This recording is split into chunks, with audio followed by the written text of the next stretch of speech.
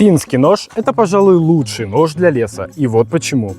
Все же хотят брать в лес один нож и делать им разноплановую работу. И делать не абы как, а качественно. Но, понятное дело, на 100% универсального ножа просто не существует. И, наверное, именно финские пукка ближе всех приблизились к этим самым 100%. Им довольно-таки удобно колоть полежки, строгать огненные перья, вырезать посуду, работать по продуктам, в общем, делать все то, что мы привыкли делать в лесу. Но, как и обычно, есть некоторые нюансы. Чтобы нож хорошо выполнял вышеперечисленные задачи, у него должно быть грамотное строение клинка и ухватистая рукоять. Ролик про изготовление моей финки есть на канале.